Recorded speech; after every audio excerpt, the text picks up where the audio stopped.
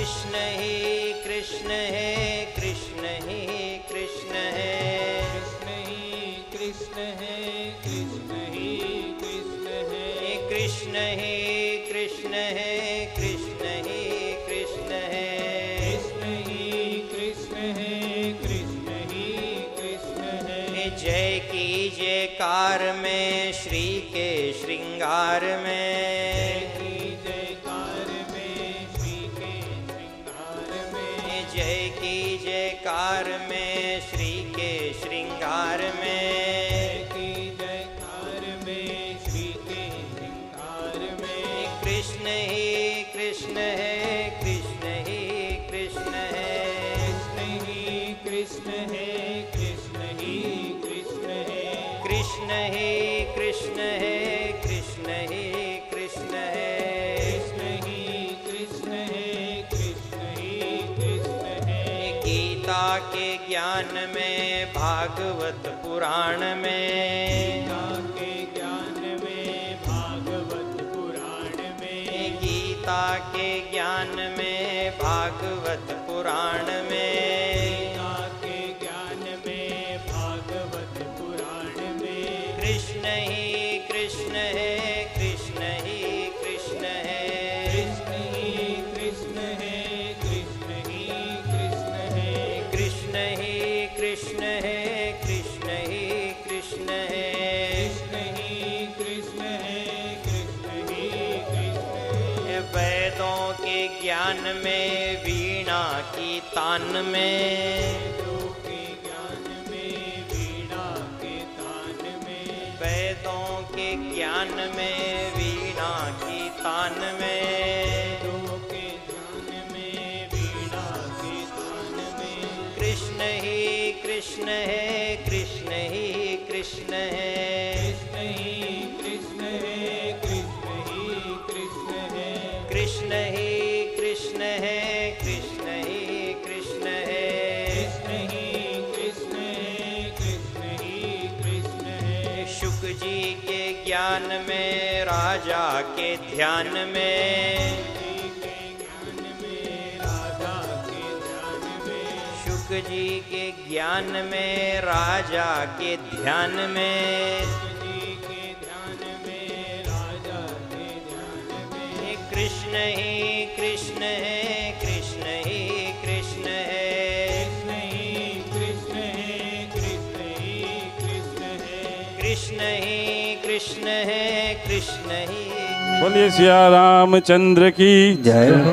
बोलिए पवन सुत हनुमान की, बोलिए श्री कृष्ण भगवान की जय। आप सभी का भक्तजनों का हार्दिक अभिनंदन है। सर्वप्रथम श्री प्रभु महाराज जी के चरणों में साष्टांग दंडवत प्रणाम। गुरु जी के आशीर्वाद लेते हुए इस कार्यक्रम का आरंभ करते हैं। फूलों पर भंवरों की गुंजन हो, माँ शारदा के चरणों में वंदन हो। फूलों पर भंवरों की गुंजन हो, माँ शारदे के चरणों में वंदन हो। सद्गुण संपन्न जीवन हो सबका, इस शुभ दिन पर आप सबका अभिनंदन हो। सबसे पहले आपको इस पावन दिन की हार्दिक शुभकामनाएं। ईश्वर की असीम अनुकंपा से और आप सबके सहयोग से श्री भागवत चिंतन समूह के द्वारा इस 2 दिवसीय श्रीमद् भागवत कथा का आयोजन हो रहा है। आज प्रथम दिवस है। प्रभु का धन्यवाद करें जो हमें यह शुभ दिन आज मिला है। दिन निकला हर दिन जैसा आज का दिन कुछ खास हो, दिन निकला हर दिन जैसा आज का दिन कुछ खास हो। अपने लिए तो जीते हैं रोज, आज सबके भले की बात हो। गौ माता के चरणों की धूली चंदन से कम नहीं, आपकी उपस्थिति किसी अभिनंदन से कम नहीं। गौ माता के चरणों की धूली चंदन से कम नहीं, आपकी उपस्थिति किसी अभिनंदन से कम नहीं। जोरदार तालियों से कथा प्रांगण का को भक्तिमय करें तो ऐसा लगेगा कि आपका प्रयास किसी वंदन से कम नहीं। आप सब भी हमारे बहुत आत्मीय हैं। आपकी इस वेशभूषा ने और भक्ति के इस रंग ने हमको आनंदित कर दिया।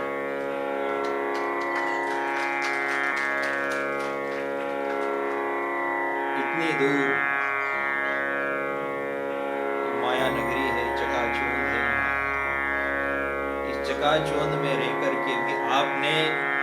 अपने अस्तित्व को याद किया, अपने भगवान को याद कर लिया, इसका आपको बहुत बहुत श्रेय मिलेगा। क्योंकि देखने में तो यही आता है, बड़ा बनने के बाद भगवान विस्मृत हो जाता है, धर्म भुला दिया जाता है। व्यक्ति कहता है मैं भगवान को मानता भी हूं, आस्तिक भी हूं, पर मेरे पास समय कहाँ है, समय की बड़ी कमी है। इतनी दूर आया हूं, परदेश में बसता हूं, तो धंधा करूं, अपना काम करूं, रोजगार करूं, ये धर्म में लगा रहूं। लेकिन आपने अपनी विराट मानसिकता का परिचय दिया। आप सब लोगों ने दुबई की धरती पर द्वारकाधीश को याद किया।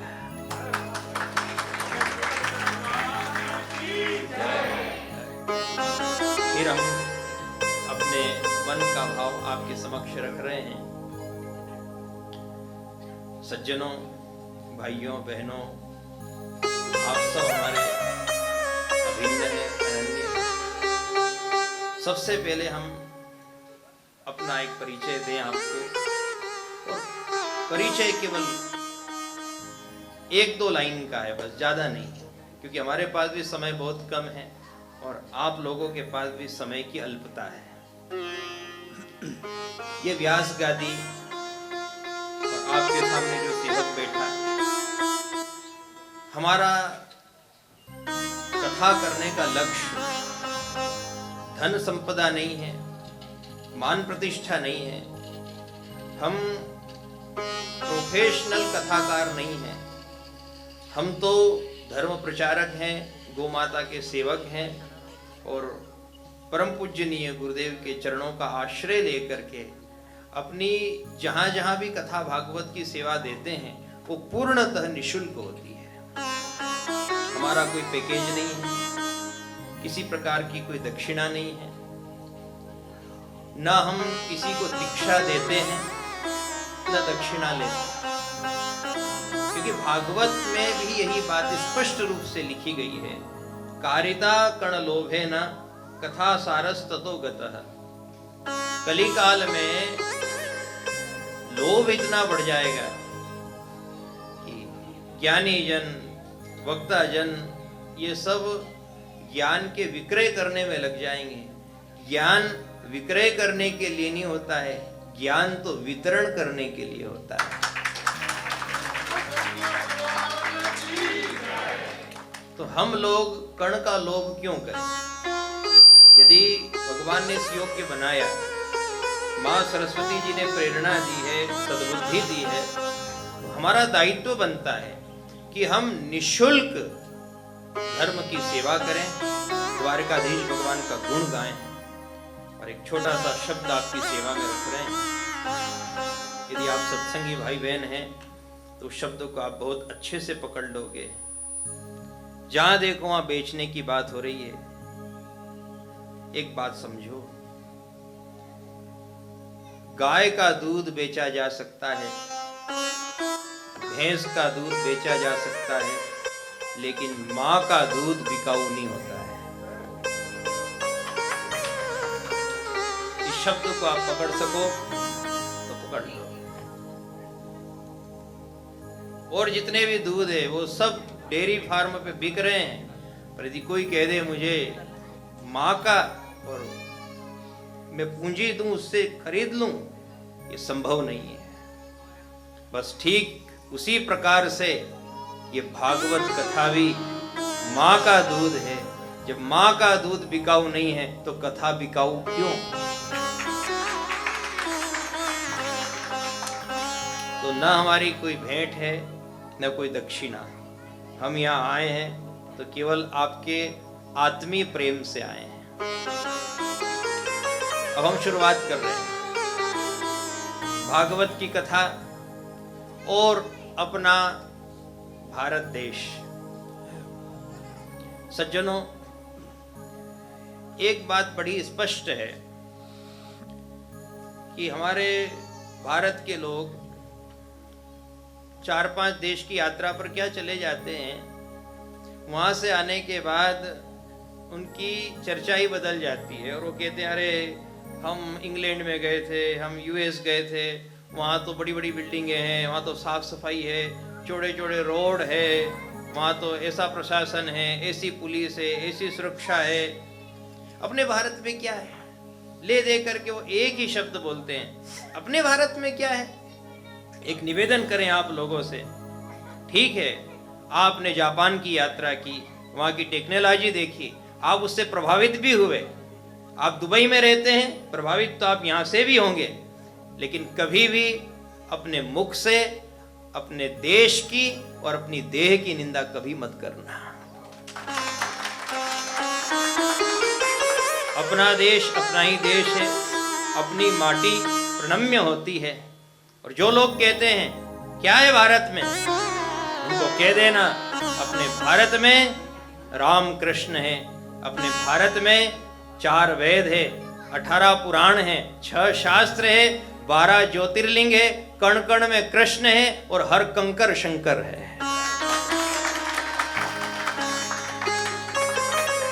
आप देखें अपने भारत देश में व्यंजन भी है और ऐसे ऐसे व्यंजन कि जिनको खाओ तो उंगलियां चाटते रह जाओ।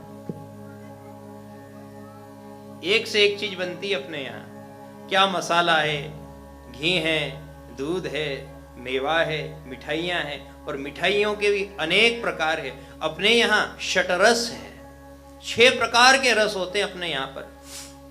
अपने भारत का व्यंजन उसकी होड़ कोई नहीं कर सकता। फिर दूसरे में अपने भारत का भजन, बताओ कोई होड़ है? नहीं। भारत का भजन, सही कहें आपसे, भारत का भजन ही भारत का भजन है। साधु सन्यासी महात्मा सती जति भक्त वही तो निवास करते हैं, खूब भगवान का भजन करते हैं, अहर्निश भाव से भगवान की भक्ति में डूबे रहते हैं।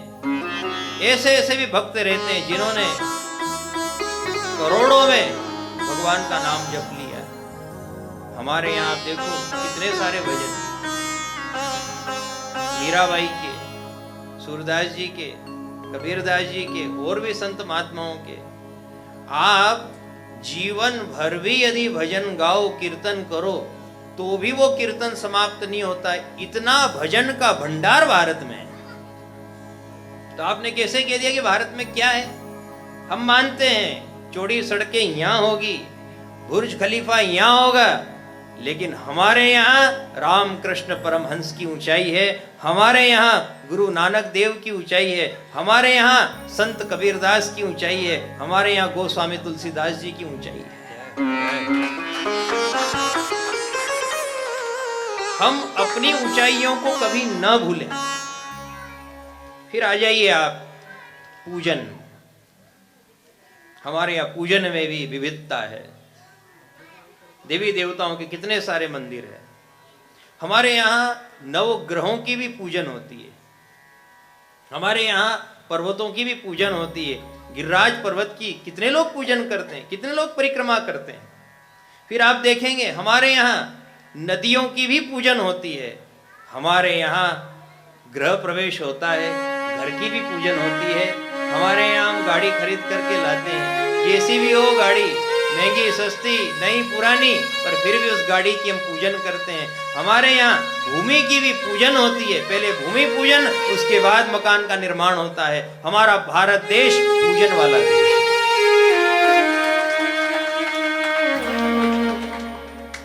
ये 3 भाव हमने आपके समक्ष रखे, व्यंजन, भजन और पूजन।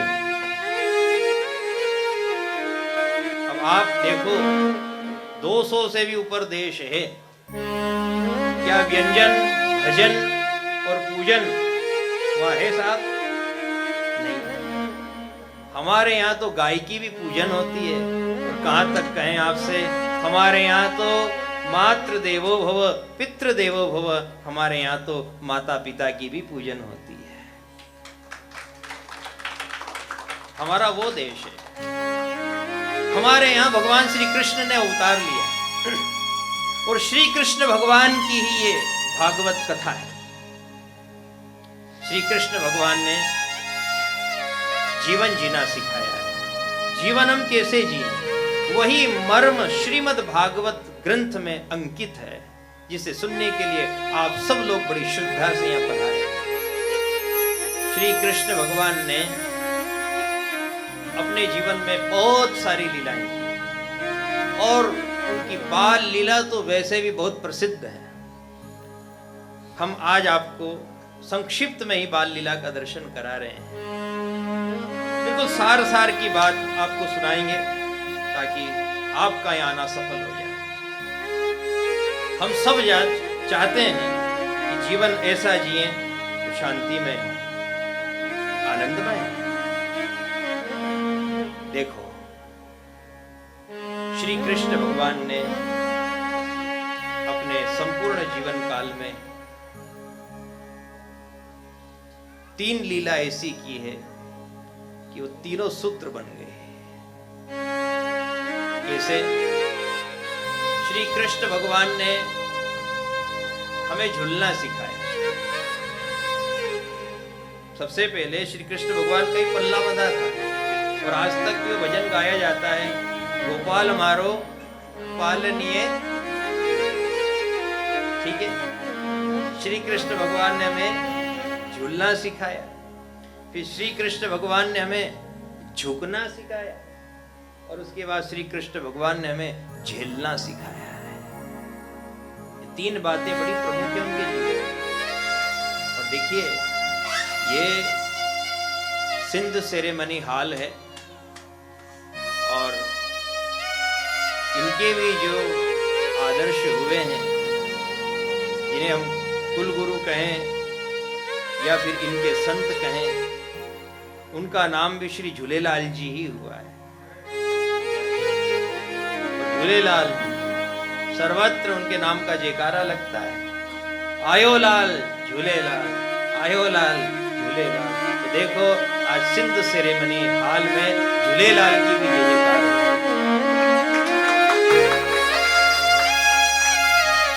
ये जो उन्होंने झूलेलाल नाम अपने आप का रखा, ये इसी भाव से रखा था कि ये संसार, यदि आप ज्ञान के मार्ग पे नहीं चलोगे तो उलझते ही रहोगे, और जैसे ही आप सदगृहस्थ होकर के, भक्तिवान होकर के यदि भगवान के आश्रित बैठ गए हो, तो जैसे झूले में बैठने पर आनंद आता है, कभी आगे फिर पीछे, आगे और पीछे, जो भगवान की शरण में बैठ जाता है उसे भी फिर झूले जैसा ही आनंद आता है, तो उसका जीवन भी झूलेलाल हो जाता है।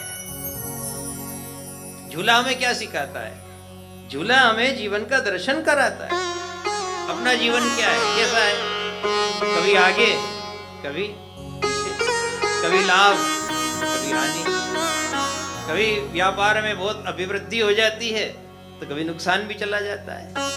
लेकिन जो आगे पीछे है फिर भी आनंद में है, बस वही भगवान का भक्त होता है। जिसे न आगे जाने का अहंकार है, न पीछे आने का दुख है, वही भगवान का भक्त है और वही झूलेलाल है।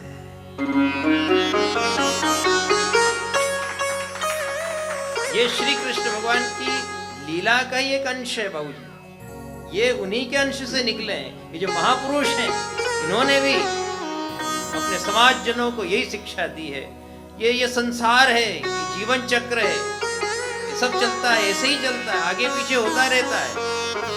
आपने ये 6 बजे का समय रखा था, क्या 6 पे शुरू हो गया? बोलो, हो गया कि नहीं? पीछे यहाँ हम जो भी निर्धारित करते हैं वो कभी निर्धारित होता ही नहीं है। यहाँ तो सब वही होता है जो भगवान चाहता है। तो भगवान श्री कृष्ण ने हमको झूलना सिखाया, उसके बाद झुकना सिखाया। कोई भी ज्ञान की बात कहे, अपने को समझाए, समझने के लिए राजी रहो, छोटे बन जाओ, झुक जाओ, और जो झुक जाता है उसकी विजय हो जाती है। पांडवों ने महाभारत के युद्ध में सबसे पहले यही श्रेष्ठ पितामह भीष्म को प्रणाम करने गए, गुरु द्रोण को प्रणाम किया, कृपाचार्य को प्रणाम किया, जितने बड़े बुजुर्ग वहां उपस्थित थे सबको प्रणाम किया। जैसे ही पांडवों ने प्रणाम किया वो झुके, झुकते ही ये बात सिद्ध हो चुकी थी कि अब किसी कीमत में भी पांडवों की हार हो ही नहीं सकती। क्यों? ये झुक गए, और ये झुकने की कला उन्हें श्री कृष्ण ने सिखाई थी। धीरे से श्री कृष्ण भगवान ने इशारा कर दिया, अर्जुन, युधिष्ठिर, नकुल, सहदेव, देर मत करो, उठ जाओ। क्या करना? झुक जाओ। इनके पास 11 अक्षौहिणी सेना है और तुम्हारे पास मात्र 7 अक्षौहिणी सेना है। इतना बड़ा अंतर है। और इतने बड़े महासमर में यदि जीतना है तो एक काम करो, झुक जाओ। जो झुक जाता है, उसके बाद आप देखें श्री कृष्ण भगवान की लीलाएं और आगे तक गई। द्वारिका लीला की उन्होंने, उनकी अग्र पूजा हुई, तो जो उनके रिश्तेदार लगते थे उन्होंने गालियां देना शुरू कर दिया। शिशुपाल ने 100 गाली दिए भगवान श्री कृष्ण को, और श्री कृष्ण भगवान चुपचाप सुनते रहे। इसको क्या कहते हैं? झेलना। लोग यहाँ कुछ भी कहें, आपका अपमान करे, आपको नीचा दिखाने का प्रयास करे, तो आप उन लोगों के आगे मौन हो जाओ और उन लोगों को झेल लो। जो झेल लेता है वही श्री कृष्ण का भक्त होता है। झेलो, सबको झेलना ही पड़ेगा, संसार है ही ऐसा है। कभी घर में भी ऐसी छोटी मोटी बातें हो जाती होगी, घर के सदस्य हैं, कुछ भी बोल देंगे, और जरूरी नहीं है कि बड़े ही बोले, कभी कभी छोटे भी मुजोरी करते हैं। कलयुग चल रहा है, ये अपने से कम उम्र के लोग अपने सामने बोल जाते हैं। उस समय में आप भागवत के इस प्रसंग को याद कर लेना कि श्री कृष्ण भगवान ने हमको झूलना सिखाया है, झुकना सिखाया है और झेलना सिखाया है। झेलो, सबको झेलो। तो बोलेंगे, आप मत बोलो। देखो ऐसा है,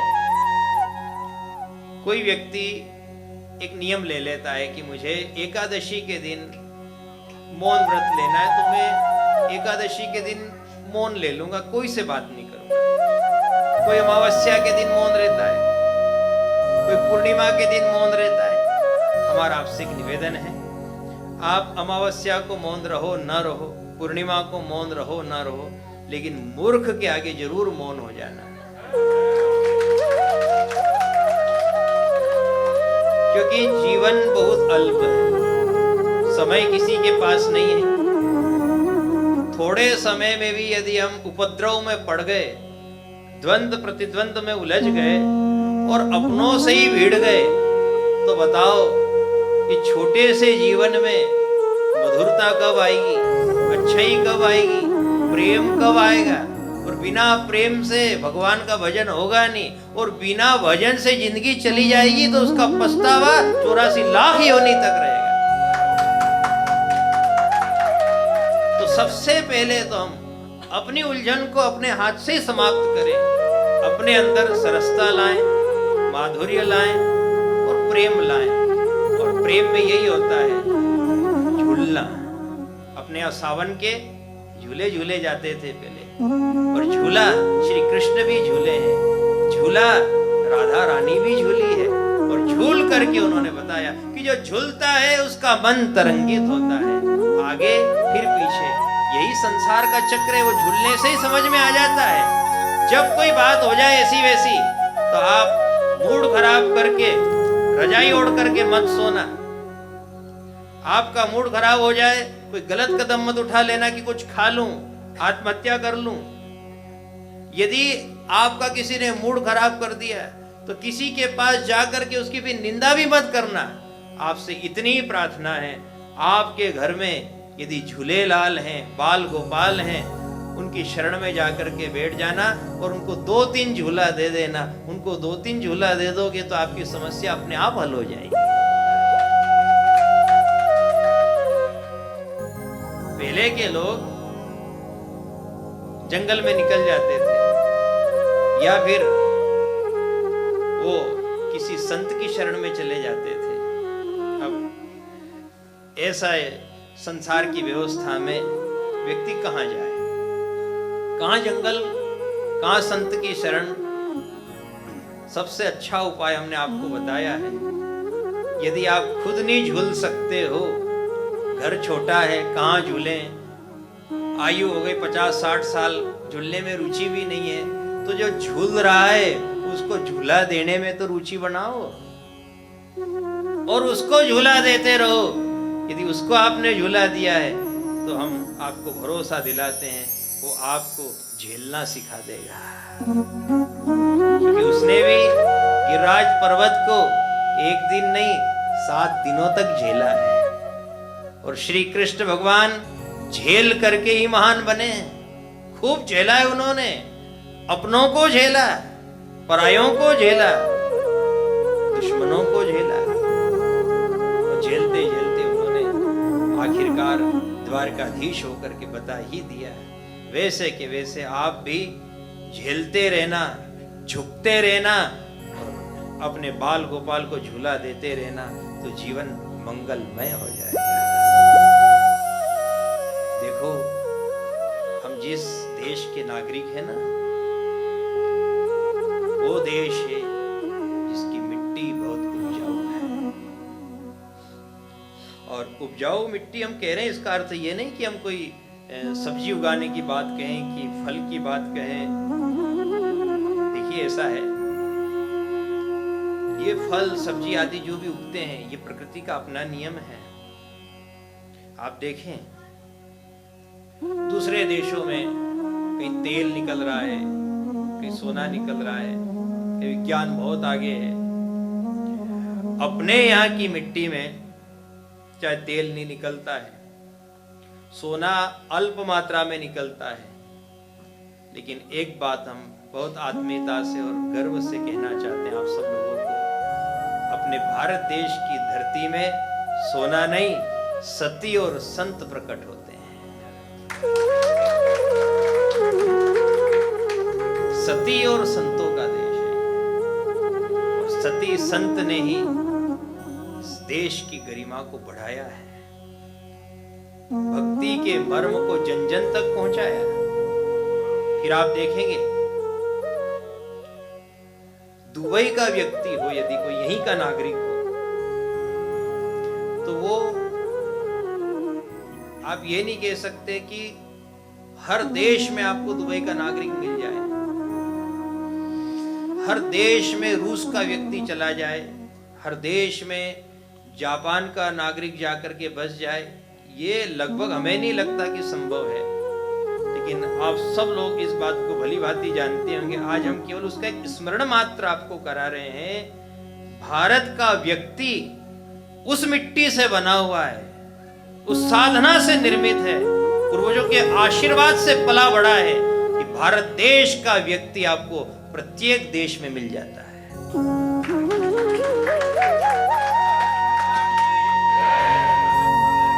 आप इससे विचार करो कि हमारे यहाँ कितनी ऊर्जा है, कितनी तपस्या है। भारत का व्यक्ति हर देश में मिलेगा, चाहे वो 100 की संख्या में ना हो, चाहे 5 लोग हो, लेकिन आपको भारतीय तो मिलेगा ही मिलेगा। ये है भारत देश का असर। तो ये प्रभुता कहां से आई? ये प्रभुता आई भक्ति से। और फिर पूछा कि भक्ति कहां से आई? भक्ति आई है श्रीमद् भागवत से, यहीं से बोया जाता है। और आप सब लोग जो यहाँ आकर के बैठे हो, आप सब लोगों ने माया के साथ साथ भगवान को भी अपना बनाया है ना, उसका कारण भी ये भागवत का बीज ही है। ये वो बीज है जिसने कईयों का जीवन बदल दिया है। फिर आप देखें, हमारे भारत देश में कितने मंत्र हैं, कितनी सिद्धियां हैं, कितने शास्त्र पुराण हैं, और हमारे यहां तो 16 संस्कार है। गर्भाधान संस्कार से लेकर के तो अंतिम संस्कार तक इतने सारे संस्कार बने हैं। और यदि किसी को संस्कार दे दिया जाए तो मनुष्य की क्या बात करें, हमारे यहाँ तो संस्कार देने पर तोता भी राम नाम बोलता है। ये है संस्कार। आप देखें अंग्रेजी में बहुत सारे अक्षर ऐसे होते हैं जो साइलेंट होते हैं। ऐसे अनेक शब्द हैं जो आप उच्चारण करते हैं, लिखते भी हैं, लेकिन कहा यही जाता है कि साइलेंट है, ये साइलेंट ही रहेगा। लेकिन हमारी हिंदी की तो बिंदी भी बोलती है। बताओ हिंदी में साइलेंट है क्या? बिंदी भी यदि लगी है। आप देखिए रामचरितमानस की चौपाई, मंगल भवन अमंगल हारी द्रवहु सुदशरथ अजर विहारी। तो मंगल में क्या लगी बोलो? बिंदी लगी ना। बिंदी बोल रही है। बस वैसे के वैसे ही हमारा भारत देश भी आज दुबई में बोल रहा है। आज भागवत की एक कथा स्वयं सांवरिया सेठ बोल रहा है। आप ऐसा भाव अपने मन में बनाएं। हमारे यहाँ विद्या की भी देवी है जिनका नाम श्री सरस्वती जी है।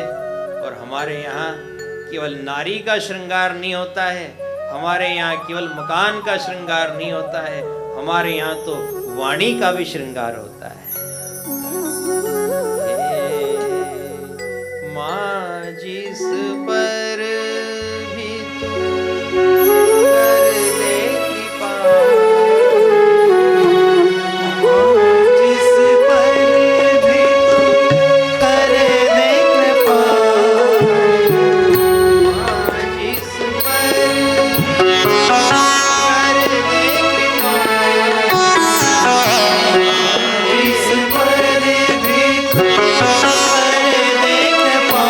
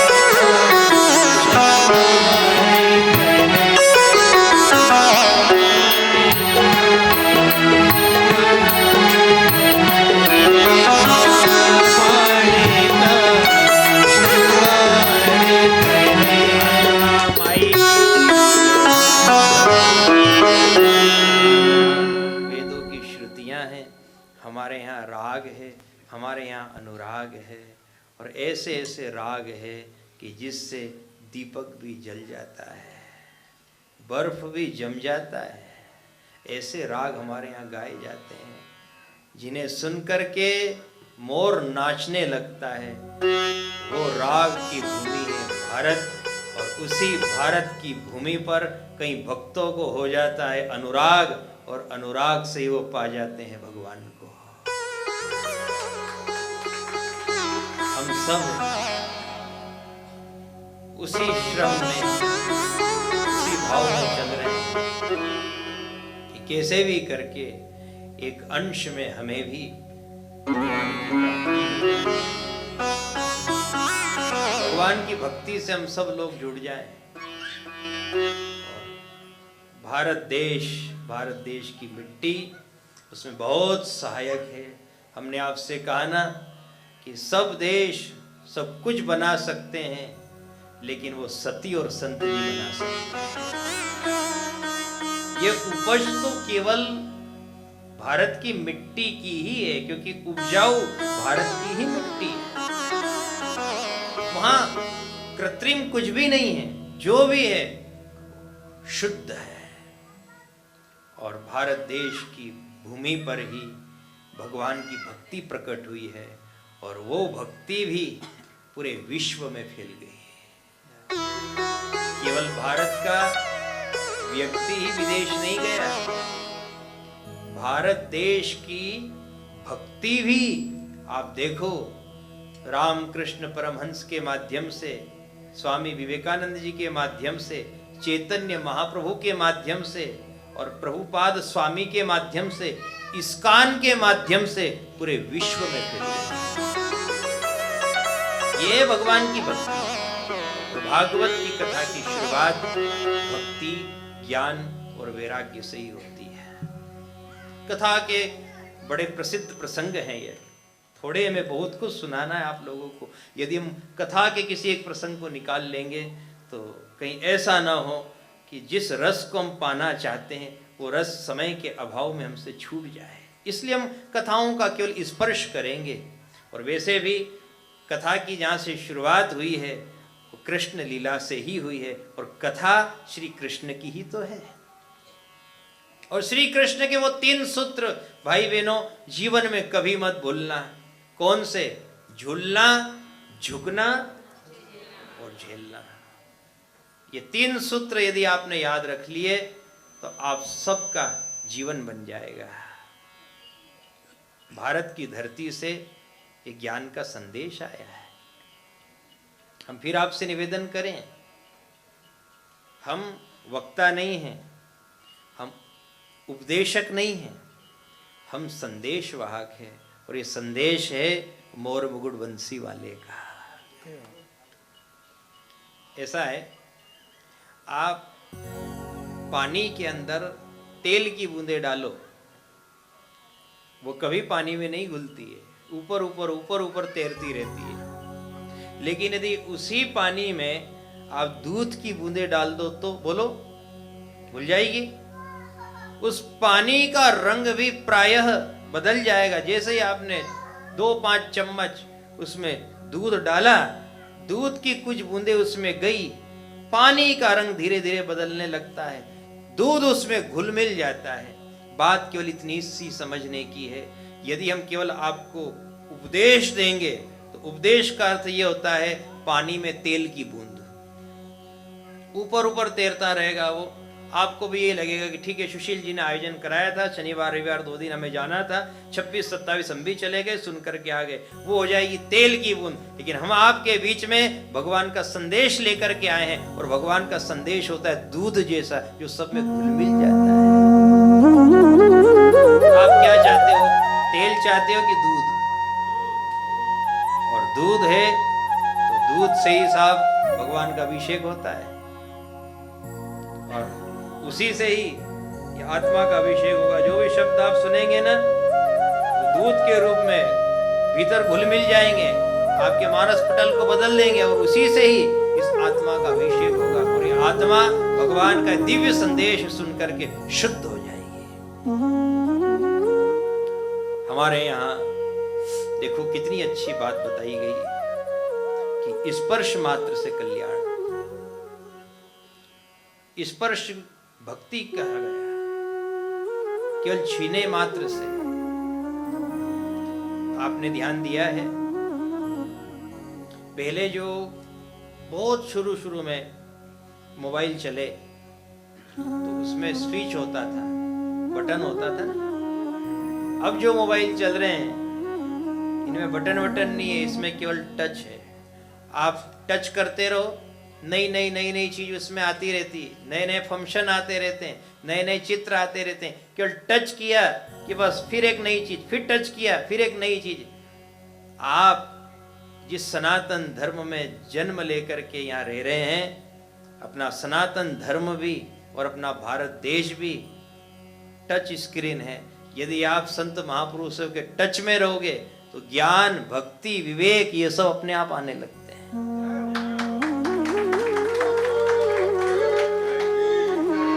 टच करते ही ये शुरू हो जाता है। केवल इतना सा स्किन टच करते ही चित्र बदल गया, टच करते ही वीडियो शुरू हो गया। बस यही टच हमको करते रहना है, यही स्पर्श दीक्षा कही गई है।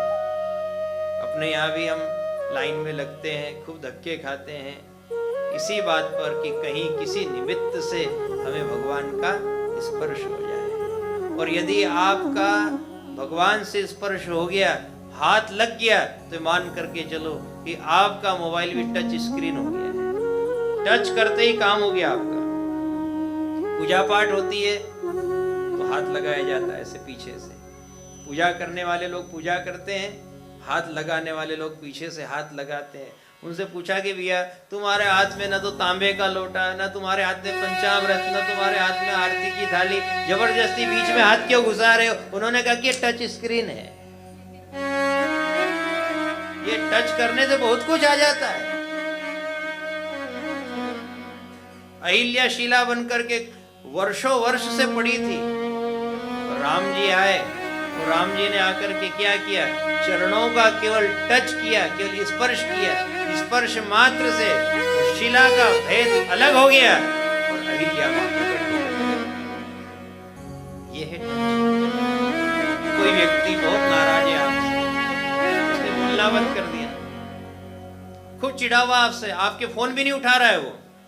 आप कुछ मत करो, आप उसके पास जाओ और उसके चरण का टच कर लो। टच करते ही उसके अंदर भी दया आ जाएगी, क्योंकि यहाँ टच करने से ही आता है। जो भी आया और टच करने से ही आया। आपने आपके पिताजी का चरण स्पर्श किया, सास का चरण स्पर्श किया, ससुर का चरण स्पर्श किया, टच करते ही क्या आएगा? टच करते ही आशीर्वाद आएगा। ये आशीर्वाद कहां से आया? जो नाराज था उसको दया कहां से आई? बुद्धि कहां से आई? ज्ञान कहां से आया? विवेक कहां से आया? त्याग कहां से आया? तितिक्षा कहां से आई? प्रेम कहां से आया? भक्ति कहां से आई? ये सब टच से ही आता है। इसलिए आप सब लोगों से निवेदन है, भले ही आप लोगों के पास समय बहुत कम है, फिर भी कहीं भी कोई अच्छे महापुरुष के टच में रहना, भागवत संदेश के टच में रहना, इस टच से आपका कल्याण हो जाएगा। ये टच बहुत काम का। लोग यदि टच कर दे तो इनकी आधी से ज्यादा समस्या आज ही सुलझ जाए। पर टच करने में समस्या ये है कि टच करने के लिए झुकना पड़ता है, और झुकना कोई चाहता नहीं है। मैं क्यों झुकूं? मेरी गलती नहीं है तो मैं क्यों माफी मांगू? वही बात आ जाएगी। श्री कृष्ण भगवान ने हमको क्या सिखाया? झुकना सिखाया। और यदि टच करना है तो टच करने के लिए क्या करना पड़ेगा? झुकना ही पड़ेगा। आप जैसे ही झुकोगे, झुकते ही सामने वाले की आंखों में भी तरस आ जाएगा, प्रेम आ जाएगा, वो सारी बात को भुला देगा और आपको गले से लगा लेगा। ये उत्साह, ये माधुर्य कहां से आया? ये टच से ही आया है। इसलिए आप आज के समय के उदाहरणों से भी समझना चाहें तो समझते जाएं। ये बड़े काम की बातें हैं। अच्छाई, उससे टच में रहो। देखो ऐसा है, हम चाहे गुरु परंपरा से जुड़े, रामानंदी हैं, कोई वैष्णव कुल वाले भी हैं, ऋषिदास जी की हवेली वाले भी हैं, कोई शिव मार्ग में है। सबके मार्ग भले अलग अलग हो सकते हैं, पर एक बात हम आपसे पूछें, क्या हमारे गुरु हमेशा हमारे घर रहेंगे? क्या हम हमेशा उनके आश्रम में रहेंगे? नहीं। गुरु ने तो एक बार ज्ञान दे दिया, दीक्षा दे दी, और बस वो उनके आश्रम पर चले गए। अब ऐसी स्थिति में एक इंसान कहां जाए? क्योंकि गुरु तो है नहीं, किनके पास बैठे? ऐसे समय में उसे भक्तों के पास बैठना शुरू कर देना चाहिए, क्योंकि गुरु तो केवल एक शिष्य को ही तारता है, लेकिन भगवान का भगत पूरे कुल को तार देता है।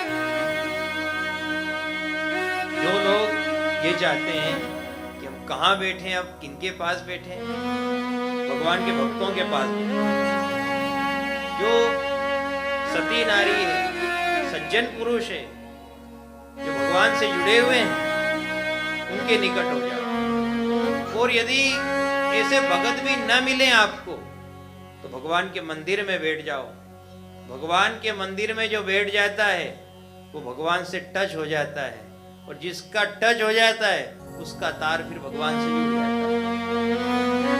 कुल मिला करके कहीं से भी कोई अच्छा स्थान तलाशो, या तो गुरु या फिर भगवान के भक्त भी ना मिले तो फिर भगवान का मंदिर, और कोई ना मिले तो अपना मन ही मंदिर है। आंख मूंद करके भगवान का स्मरण कर लो, पर रहो उसी के टच में, भला इसी से होना है। कई बार लोग एकांत में, अकेलेपन में परेशान हो जाते हैं। उनको लगता है कोई यार दोस्त बना लूं, किसी से जुड़ जाऊं, तो फिर लोग यारी दोस्ती में चले जाते हैं, फिर कुछ बुरी आदत के भी शिकार हो जाते हैं। गलत सोबत में पड़ेंगे तो गलत आदत तो बनेगी। इससे तो अच्छा था कि हम संत का संग करते, भक्तों का संग करते, मंदिर में बैठ जाते, गीता पाठ कर लेते, हनुमान चालीसा का पाठ कर लेते, और कुछ ना सही तो मन के मंदिर में ही चले जाते, तो भला हो जाता। यदि मन के मंदिर में चले जाते तो कम से कम बुरी सोबत से तो बच जाते। भागवत कथा का भी यही संदेश है। भागवत में यही बात कही गई, निगम कल्पतरोर गलितम फलम शुक मुखाद अमृत द्रव्य संयुतम। सुखदेव स्वामी कहते हैं, राजन, ये भागवत की कथा एक फल है, और ऐसा फल है जो मोक्ष का है। सब चाहते हैं हमें फल मिले, भक्ति का फल हो, ज्ञान का फल हो, मोक्ष का फल हो, लेकिन इसकी एक अपनी शर्त है। क्या? देखो, ऐसा है, यदि हम फल चाहते हैं तो हमें फूल को बचाना पड़ेगा, क्योंकि पहले फूल लगता है और फूल के बाद फल लगता है। यदि हम फल चाहते हैं तो हमें सबसे पहले फूल को बचाना पड़ेगा, और फूल को बचाने के लिए पत्तों को बचाना पड़ेगा, और पत्तों को बचाने के लिए डाली को बचाना पड़ेगा, और डाली को बचाने के लिए पूरे वृक्ष को बचाना पड़ेगा, तब जाकर के फल मिलेगा। ठीक वैसे के वैसे ही यदि आप वृक्ष को संभालते हैं, फूल को संभालते हैं, पत्तों को संभालते हैं, हमें अपना चरित्र भी संभालना पड़ेगा, हमें अपना ईमान भी संभालना पड़ेगा, तब कहीं जाकर के मोक्ष का फल मिलेगा। सब चाहते हैं हमें भी भगवान का फल मिल जाए, हमें भी आशीर्वाद का फल मिल जाए, सबकी इच्छा है, पर ऐसे सेज में थोड़ी मिलेगा। बैठते जाएं आप, जहां जिसे स्थान मिले विराजें आप। सबका स्वागत है, विराजें, बैठ जाएं। बहन जी, बात अपनी क्या चल रही थी? फल वाली। अब आप चाहते हैं हमें फल मिले, लेकिन फल के पहले कितनी सारी शर्तें हैं। फूल को बचाओ, उसको बचाने के लिए पत्तों को बचाओ, पत्तों को बचाने के लिए डाली को बचाओ, डाली को बचाने के लिए वृक्ष को बचाओ, वृक्ष को बचाने के लिए जड़ को बचाओ, तब कहीं जाकर के फल मिलता है। वैसे के वैसे जिन्होंने अपने सत्य को बचाया है, सत्य को संभाला है, चरित्र को संभाला है, ईमान को संभाला है, भगवान का फल भी उन्हीं को मिला।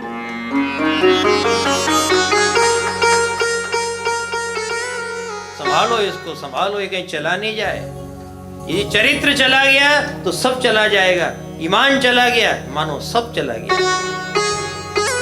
चाणक्य जी के यहां मेहमान आए, शाम का समय था, दिया जल रहा था। जैसे ही चाणक्य के यहां पर मेहमान आए, मेहमानों को देखते ही उन्होंने अपने घर का दीपक बुझा दिया। उन मेहमानों को बड़ा आश्चर्य हुआ कि भाई हमने तुम्हारा बड़ा नाम सुना था, तुम तो बड़े नीतिवान ज्ञानवान, और तुम्हें इतना बोध नहीं। अरे किसी के घर मेहमान आए तो दीपक जलाया जाता है कि बुझाया जाता, बोलो आप? लेकिन हम तो तुम्हारे यहाँ मेहमान बन करके आए और तुमने हमें देखते ही जो दिया जल रहा था उसको फूंक मार करके बुझा दिया। चाणक्य ने कहा, आप मेरे अतिथि हैं, मैं जानता हूं अतिथि देवो भव, आप मेरे यहाँ के मेहमान हैं, लेकिन आप देख सकते हैं इस समय में मैं राजकार्य कर रहा हूं, राजा का काम कर रहा हूं, राजा के यहाँ की लिखा पढ़ी चल रही है, तो संभवतः जो दीपक में तेल जल रहा है वो तेल भी राजा का ही है, और यदि राजा का तेल जले और राजा के तेल से मैं मेहमानी करूं तो उसका दोष मुझे लगेगा। इसलिए मैंने जो राजा के यहाँ का दीपक था, जिसमें राजा का तेल डला था, उस दीपक को बुझा दिया। अब मैं दूसरा दीपक लगाऊंगा, उस दूसरे दीपक में मेरी खुद की कमाई का और मेरे घर का तेल होगा, उससे मैं आपका सत्कार करूंगा, उससे मैं आपका अभिवादन करूंगा। हमारे यहाँ ईमानदारी की भी कितनी पराकाष्ठा रही है, आप विचार करके देखें। दीपक तब को बुझा दिया गया और मेहमान थोड़ी देर तो अचंभित हुए, लेकिन थोड़ी देर बाद वो क्या देखते हैं, चाणक्य ने बहुत सारे दीपक लगाए। अरे वारे चाणक्य, कहाँ तो तूने हमें देखते ही एक जल रहा था वो भी बुझा दिया, और अब हमारे स्वागत में ढेर सारे दीपक लगाए। ये क्या है? ये मेरी ईमानदारी है, मैंने अपने ईमान को संभाला है, मतलब मैंने डाली को संभाला है, मैंने पत्तों को संभाला है, मैंने फूल को संभाला है, तो इसी में ही एक दिन लगेगा आशीर्वाद का, भक्ति का, ज्ञान का फल।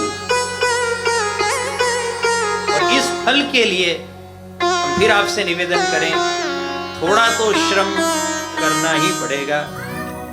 जो संघर्ष करता है उसको फल थोड़ा विलंब से मिलता है, लेकिन जब फल मिलता है तो संपूर्ण फल मिलता है। रावण भगवान शंकर को रोज शीश काट के चढ़ाया करता था। हम तो केवल शिव जी को जल चढ़ाते, केवल जल ही चढ़ाया पुण्य अब तक। रावण की तरफ देखो आप, उसने शीश के शीश काट करके शिव जी को चढ़ा दिए, तो भी उसके जीवन को किसी ने पूर्ण नहीं माना, उसके जीवन को किसी ने आज तक धन्य नहीं माना। क्यों? क्योंकि उसने अपने चरित्र को नहीं संभाला, उसने अपने ईमान को नहीं संभाला। गया काम से, समूल नष्ट हो गया। उसका भरा पूरा परिवार, उसके सब भाई, उसका कुटुंब, उसके बच्चे सब मिट गए, कोई नहीं बचा। अरे जिसने शिव जी को माथा चढ़ाया उसकी ये हालत हो गई, जिसने भद्रकाली के यहाँ बैठ करके हवन किया उसकी ये दशा हो गई। इसका एकमात्र कारण यही रहा, रावण तू ज्ञानी तो बहुत है, विद्वान तो बहुत है, तुझे 20 भुजा और 10 मारते हैं, हम सब बात माने, तेरे यहाँ 9 ग्रह चाकरी करते हैं, तेरे यहाँ इंद्र पानी भरता है, रिद्धि सिद्धि तेरे यहाँ झाड़ू लगाती है, सब कुछ है तेरे पास, लेकिन तेरे पास चरित्र नहीं है। और जिसके पास चरित्र नहीं है, आने वाले समय में उसके पास कुछ भी नहीं रहेगा। इस बात को आप सभी लोग आजीवन याद रखना। ये मोबाइल हमको बिगाड़ता जा रहा है, बच्चों के जीवन में विष घोल रहा है, इसमें अश्लील चलचित्र देखे जा रहे हैं। हो सके तो इससे सावधान हो जाओ, बच जाओ। जैसे मंथरा ने राम जी का घर बिगाड़ दिया था, वैसे ही मोबाइल ने भी आज कई लोगों का घर बिगाड़ दिया है। और ये मोबाइल क्या कर रहा है? पत्तों को खराब कर रहा है, फूल को खराब कर रहा है, वृक्ष को खराब कर रहा है। अब बताओ फल कहाँ लगेगा? उत्तर दो इस बात का। सबको मोबाइल तो बहुत अच्छा लग रहा है, चला रहे हैं, तो इसमें गेम खेल रहा है। आप इसका सदुपयोग करो, वहां तक तो बहुत अच्छी बात है। अयोध्या में मंथरा दासी बनकर के रहे, वहां तक तो बहुत अच्छी बात है। झाड़ू लगाए, रानी माँ के चरण दबाए, वहां तक तो मंथरा हमें भी बहुत अच्छी लग रही कि चलो दासी है, इसको दासी ही रहने दो।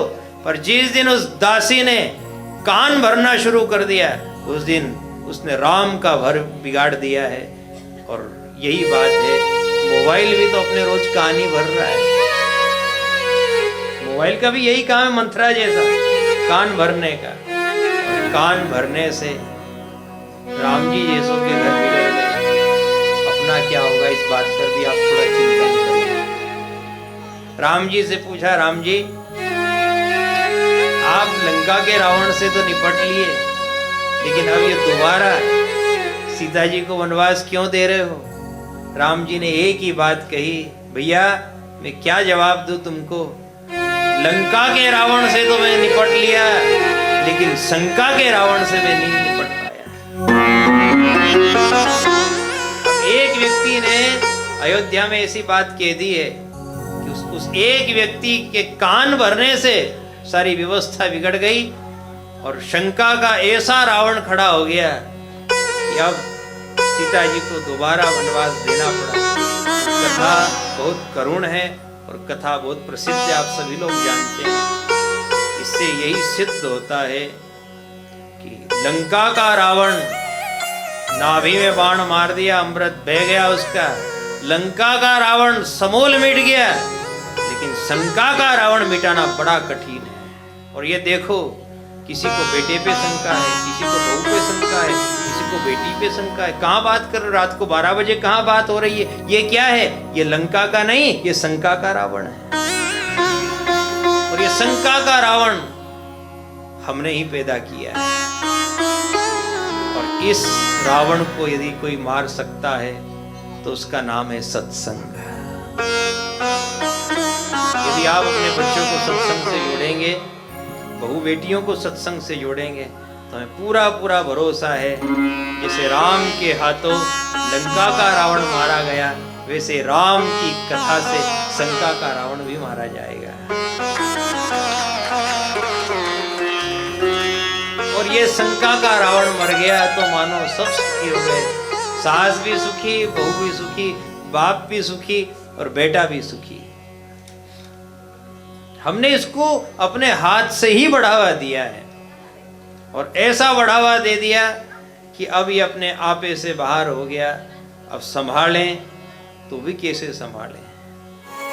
श्री कृष्ण भगवान की रास लीला भी बड़ी प्रसिद्ध है, पर एक बात बहुत समझने जैसी है जो हम बड़ी विनम्रता से आपकी सेवा में रख रहे हैं। किसी भाई को, किसी बहन को ये शंका नहीं होनी चाहिए कि क्या श्री कृष्ण नचैया गवैया थे? क्या श्री कृष्ण भगवान ने स्त्रियों के एक समूह को इकट्ठा किया? क्या 6 महीने की रात रही होगी? देखो ऐसा है, शास्त्रों में छपा कुछ है और छिपा कुछ है, और छपे हुए को ही संत महात्मा अपनी वाणी से शुद्ध करते हैं, और शुद्ध करने के बाद आप जो सुनते हो वो छपा हुआ नहीं होता, वो छिपा हुआ होता है। और जब आप छिपे हुए सत्य को सुनोगे तो आपकी आंख खुल जाएगी।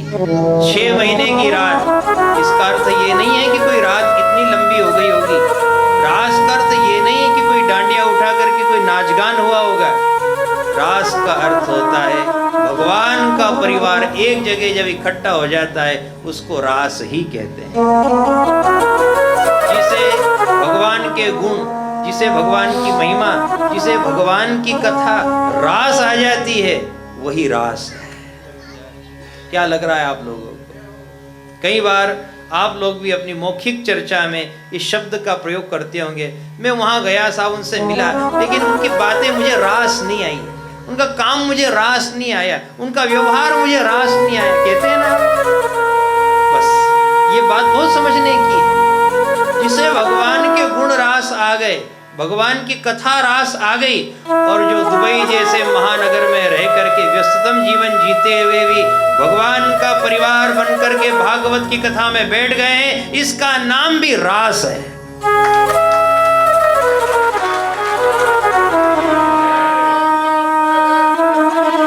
और ये रास 2 दिन का है, भगवान कभी कृपा करेगा तो ये रास 7 दिन का हो जाएगा।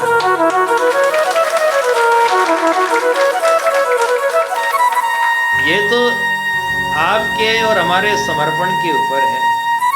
ये अंतर्मुखी होने वाली बात है। जब इंद्रियां बहिर्मुख न हो करके अंतर्मुखी हो जाती है, तब फिर साधक रास में चला जाता है। जो भगवान का सच्चा भक्त है, उसका पूरा जीवन ही रास है। हम 6 महीने की क्या बात कहें आपसे, आप जब तक जियोगे, हम भगवान से आज प्रार्थना करें, आप सब लोग जीवेच्च शरदाम शतम, आप 100 साल तक जियो और भगवान के रास में रहो। सबका कल्याण हो, सब स्वस्थ रहें, निरोग रहें, सबके ऊपर पूर्वजों का आशीर्वाद बना रहे, ये रास सदैव चलता रहे। आय के साधन तो जुट गए हमारे, आय हो गई हमारी, आय ठीक भी है, लेकिन एक बात हम आपसे पूछें, आय तो ठीक है, क्या आदत ठीक है?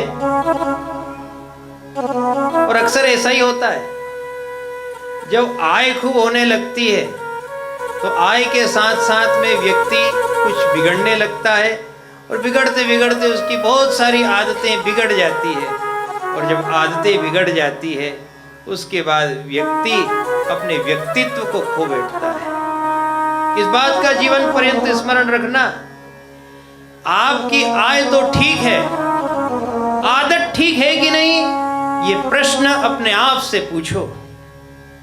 आय खूब होने लगी तो व्यक्ति ने फिर क्लब ज्वाइन कर लिया, कहीं बाहर में जाना शुरू कर दिया, कई इन बहनों ने पार्टियां शुरू करी, आजकल क्या कहते हैं, किट्टी पार्टी, वो शुरू हो गया आजकल। जब देखो तब उसी पार्टी में रहती है, जब देखो तब मोबाइल में ही लगी रहती है, जब देखो तब हास विलास में परिहास में लगी रहती है। ये सब क्या है? ये सब आदत को बिगाड़ने का ही काम है। और भारत की नारी भारत का गौरव है, भारत की नारी को देवी स्वरूपा कहा जाता है। फिर बहनों आपसे निवेदन करें, आप सबने आज तक यही सुना है कि धरती शेषनाग पे टिकी है, यही सुना ना, यही सुना ना आज तक आपने कि धरती शेषनाग पे टिकी है। एक परम सत्य जो छिपा हुआ है वो हम आपको सुना रहे हैं। ये धरती केवल शेषनाग पे नहीं टिकी है, ये धरती सती नारी पे टिकी है। सती नारी ने इस धरती को धारण करके रखा है। इसीलिए हमने बड़ी विनम्रता से आपसे प्रार्थना की, आदत को सदैव ठीक रखना। आप लोग भाई भी इस बात को सुने, ऐसा नहीं कि हमने केवल बहनों से इस बात को कहा। आय के साथ यदि आपकी आदत ठीक रही तो भगवान आपकी खूब उन्नति करेगा, आपके बाल बच्चे भी आपके जैसे समृद्ध रहेंगे, गुणवान रहेंगे। लेकिन यदि आपने आय के साथ अपनी आदत को बिगाड़ लिया तो ठीक है, ये आमदनी है, थोड़े दिन चलता रहेगा, थोड़े दिनों के बाद आप कहाँ पहुँच जाओगे ये कुछ भी नहीं कहा जा सकता। इसलिए आप अपने चरित्र की रक्षा करो, अपने ईमान को बचाओ और साथ ही साथ भगवान की भक्ति का वर्धन करो। भगवान की भक्ति रहेगी, पूर्वजों का आशीर्वाद रहेगा, तो इससे क्या, इससे ये सब कुछ धारण रहेगा। यदि नाग थोड़ा सा भी फण इधर उधर करे धरती हिल जाती है, यदि नारी भी घर में थोड़ा भी यूं कर ले तो घर भी हिल जाता है। धरती हिलते तो आज तक किसी ने नहीं देखी, लेकिन घर हिलते तो कईयों ने देखा है। आदमी से घर का कुछ नहीं बिगड़ता है, जब भी घर बिगड़ता है नारियों से बिगड़ता है। क्यों? क्योंकि सती नारी, इनका भी फंड रहता है, और जब ये अपना फंड खोल देती तो डिगना तो तय है। डोल जाता, उससे भी डोल जाता है। ये धरती सती नारी पर टिकी हुई है, इसलिए आज हम इन सभी बहनों को हृदय से प्रणाम कर रहे हैं। कई बार लोगों के मन में ये भी बात आ जाती है कि क्या करें साहब, बिजनेस अच्छा नहीं चल रहा है, अभी मार्केट खराब हो गया है, शेयर मार्केट नीचे आ गया है, वैश्विक मंदी छाई हुई है, जो था वो सब लगा दिया हमने बिजनेस में, बहुत उतार चढ़ाव है साहब, मेरा तो इतना नुकसान हो गया, ये चला गया, वो चला गया, बहुत सारी बातें दिमाग में आती हैं। देखो ऐसा है, अपने यहाँ जमीन जायदाद प्रॉपर्टी, इसमें एक का नाम नहीं सबका नाम रहता है। बहन का भी नाम रहता है कुछ प्रॉपर्टियों में, कुछ प्रॉपर्टी ऐसी भी है जिनमें बुआ का नाम भी होता है। ठीक है भाई साहब, कुछ प्रॉपर्टियां ऐसी है कि जिनमें अनेक लोगों का नाम है। वैसे के वैसे ही जब आपके मन में ये हलचल मचे और ये लगे कि इतना बड़ा घाटा कैसे चला गया, ये व्यापार में इतनी मंदी कैसे आ गई, मैं करोड़ से लाख पे कैसे आ गया, तो एक बात सुन लो, अपने जीवन की प्रॉपर्टी पे भी 5 लोगों के नाम लिखे हैं। ये एक के नाम से नहीं है, 5 के नाम से। कौन? एक तो आप स्वयं, आप, एक बाप, और उसके बाद में पाप, फिर राम, और फिर हराम। इतने नाम चढ़े हुए इस प्रॉपर्टी के ऊपर। आप, बाप, पाप, राम, और फिर हराम। ये इतने को मिला करके बनी पूरे जीवन की बहुत बड़ी प्रॉपर्टी।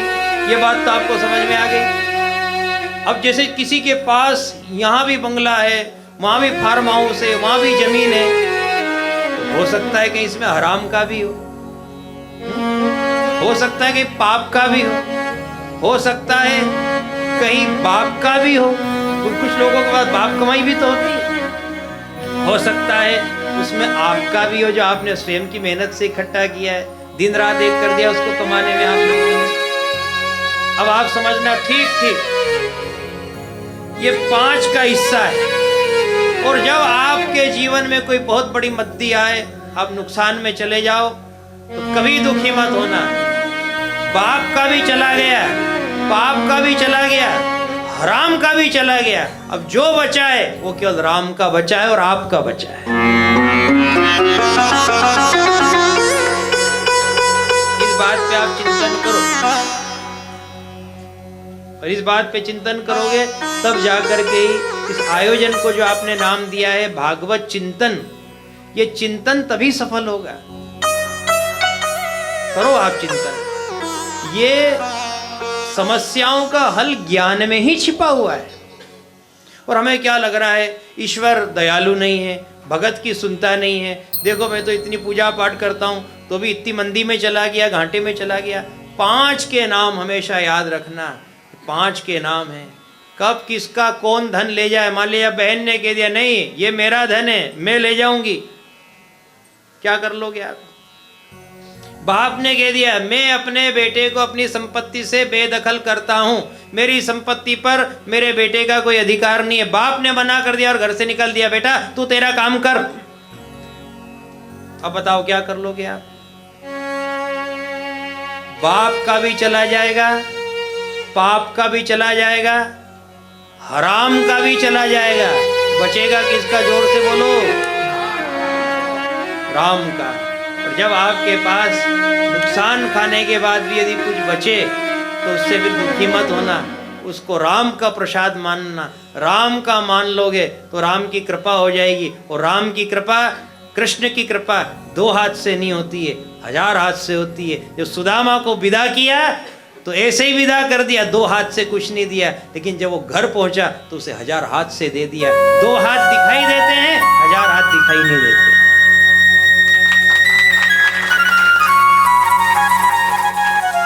आपका और राम का यही अखंड है। बताओ और कोई अखंड हो तो हमें बता दो आप। यही अखंड है, इसके अलावा कुछ नहीं है। कोई ने लूट भी लिया, कोई ने धोखा भी दे दिया, कोई ने जाली हस्ताक्षर भी कर दिए और अगन गबन करके सब कुछ हड़प कर लिया। कितने एक दिन का, कब तक चलेगा? किसी भी दिन जाएगा वो। पानी की कमाई पानी में ही जाती है, हमेशा स्थिर थोड़ी है ये। एक व्यक्ति दूध का धंधा करता था, बड़ा ईमानदार था। बड़ी ईमानदारी से वो जो भी दूध निकलता ऐसा का ऐसा वो जहां भी उसकी बंदी बंधी हुई थी वहां दे करके आ जाता था। उसकी जो धर्म पत्नी थी, उसकी जो धर्म पत्नी थी वो एक दिन पनघट पर पानी भरने गई, नहाने गई, तो उसने गांव की ओर जितनी स्त्रियां थी उनकी नाक के अंदर एक बहुत सुंदर कांटा देखा, नथनी। उस नथनी को देख करके उस स्त्री की भी इच्छा हुई कि देखो कभी मेरी नाक में भी ऐसी नथनी रहे, कितना अच्छा लगेगा मेरा श्रृंगार, मेरा स्वरूप। उसने घर आकर के अपने पतिदेव से निवेदन किया, पतिदेव मैं आज पनघट पे गई, देखो वो गांव की महिलाएं, नगर की महिलाएं बढ़िया बढ़िया नथनी पहन करके आई और मेरे पास ऐसी सोने की नथ हो तो कितना अच्छा रहे। आप ये दूध का धंधा कर रहे हो, कुछ ऐसा करो जिससे मुझे सोने की नथ मिल जाए और उसमें सुंदर सा एक नगीना जड़े, एक सुंदर सा मोती जड़े, जिससे पहन करके मुझे बहुत सुख की प्राप्ति हो। वो आदमी ने समझाया अपनी घरवाली को कि देख मेरा छोटा सा दूध का धंधा है, जैसे तैसे बाल बच्चों को बड़ा कर रहा हूँ, तो ये कांटे वांटे की जीत छोड़, ये गांव की महिलाओं ने पहना उनको पहनने दे, अपने को तो अपना भला जीवन, सादा जीवन अच्छा है। वो जीत पड़ गई, अपने आदमी का पीछा दबा लिया, और जब महिला पीछा दबाए तो पीछा कौन छुड़ाए? ऐसा पीछा दबाया कि लाना ही पड़ेगा। आदमी बेचारा दुखी, गरीबी स्थिति, दूध का छोटा सा धंधा, क्या करता? उसने फिर सोचा कि एक काम करें, बेईमानी शुरू कर देते हैं। अब बेईमानी कैसे करें? पानी मिला और बेचो। अब उसने थोड़ा थोड़ा पानी मिलाना शुरू किया और बेचने लगा। अब जो 5 लीटर दूध था वो 8 लीटर हो गया, जो 8 लीटर था वो 12 लीटर हो गया। जो उसने पानी मिलाना शुरू किया ना, जो बेईमानी हुई सा ने, जो बेईमानी का पैसा आया, तो पैसा इकट्ठा होते होते उसने एक दिन सोनी के यहाँ जा कर के अपनी महिला के लिए बहुत सुंदर सी नथनी बनवा दी और उसमें बहुत सुंदर सा मोती जड़ाया जो चम चम चमक रहा था, और कहा अपनी धर्म पत्नी से, ले तेरी वर्षों की इच्छा थी ना कि ऐसी नथनी पहनूं, आज मैंने तेरे लिए नथनी बनाई है, पर ये कैसे बनी है मैं मेरी जानता हूँ, मैंने क्या क्या किया है इसके लिए, पर तेरी इच्छा थी पहन। ठीक है, वो नारी बहुत प्रसन्न हो गई। वाह स्वामी जी, आपने बहुत अच्छा किया, ये तो मेरे लिए नथनी बना दी। नथनी को पहन करके फिर कोई घर में बैठेगी? नथनी पहनते ही वो फिर पनघट पे गई ताकि सब नारियों को दिखा सके। सबने कहा वाह गजब की बनाई, तेरे आदमी ने तो एक पैसे की कसर नहीं रखी, बहुत बढ़िया, बहुत सुंदर। अब क्या करें? नहीं, एक काम करो, स्नान का समय हो गया, स्नान कर लें, डुबकी लगाएं। अब उसको लगा हाँ ये बात तो सही है, डुबकी लगाना ही चाहिए, स्नान करने तो आए हैं, बातें तो बहुत हो गई, अब डुबकी लगा ले। जैसे ही उसने डुबकी लगाई, अंदर इतनी बड़ी मछली की नज़र पड़ी उस नथनी के ऊपर, उसमें मोती चमक रहा। उसको ऐसा लगा कि कोई खाने की चीज़ होगी। उसने जो मुंह मारा और जो उसको खींचा तो नाक फट गई और खून निकलने लगा। अब वो घबराई और बाहर आई, अपनी नाक को संभालने लगी, पूरी नाक ही फट गई, यहाँ से छेद ही अलग हो गया। अब बाहर आई, बहुत दुखी होने लगी, क्या करूं? किसी ने पीछे से आवाज़ दी और बहुत सुंदर बात कही कि पानी की कमाई गई पानी में और नाक कट गई बेईमानी में।